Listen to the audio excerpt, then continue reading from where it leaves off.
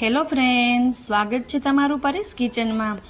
આજે આપણે બનાવીશું કાચા કેળાની વેફર કે જે ઝટપટ બની જાય અને બાળકોને ખૂબ જ પસંદ આવે।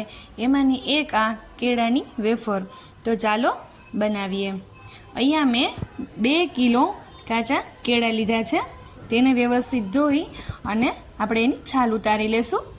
અને કાચા કેળા હોય એટલે છાલ ઉતારતા વાર લાગે, તો આપણે ધીમે ધીમે એને છાલ ઉતારી અને ઠંડા પાણીમાં રાખી દેશું, જેથી કરીને કાળા ન પડે। તો અહીંયા મેં બધા જ કેળાની છાલ ઉતારી લીધી છે અને ઠંડા પાણીમાં રાખી દેશું। અહીંયા આપણે હવે બટેટાની જે ચિપ્સ પાડવાની હોય એ જ મશીન લીધું છે કેળા માટે। આપણે એની ઇન્સ્ટન્ટ લાઈવ જ તેલ મૂકી અને પાડી લેશું। અને એ વાતનું ખાસ ધ્યાન રાખવું પડશે કે એમાં આપણે દાજી ના જઈએ। ગરમ તેલ હોય તો દાઝવાની થોડી ડર લાગે, અને ચીકણા કેળા હોય તો હાથ સ્લીપ થઈ જાય। તો હળવે હાથે આપણે એને એડ કરી દેશું અને મીડિયમ ટુ હાઈ ફ્લેમ પર આપણે એને તળી લેશું। આપણે એને એપ્રોક્સ 10 થી 15 મિનિટ જેવો સમય લાગશે અને એકદમ સરસ ક્રન્ચી એવી બહારથી પણ બેસ્ટ બનીને તૈયાર થઈ જશે। તો તમે જોઈ શકો છો એકદમ સરસ ખસ્તી એવી ક્રન્ચી અહીંયા આપણી વેફર બનીને તૈયાર થઈ ગઈ છે।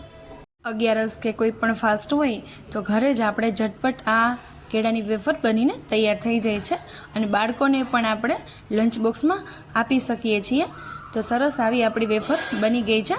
હવે આપણે તેને મેં અહીંયા નોર્મલ પેપર જ લીધું છે, તેમાં આપણે એડ કરી દઈશું, જેથી કરીને એનું એક્સ્ટ્રા ઓઇલ હોય એ નીકળી જાય। ઉપરથી આપણે લાલ મરચું પાવડર, થોડું સંચર અને તીખાની ભૂકી એડ કરી દઈશું, જેથી કરીને ગરમ ગરમ હોય તો સરસ એવું મિક્સ થઈ જાય। પછીથી ન મિક્સ થાય એટલે ગરમ હોય ત્યારે જ આપણે એને મિક્સ કરી દેવાનું છે।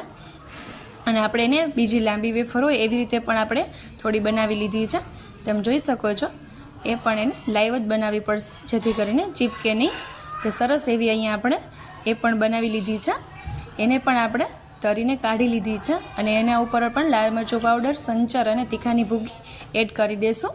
જો તમને આ વિડીયો થોડો પણ પસંદ આવ્યો હોય તો લાઇક, શેર અને સબસ્ક્રાઈબ કરવાનું ભૂલતા નહીં, અને કમેન્ટ કરીને જરૂરથી બતાવજો કે તમને આ વિડીયો કેવો લાગ્યો। Thank you for watching.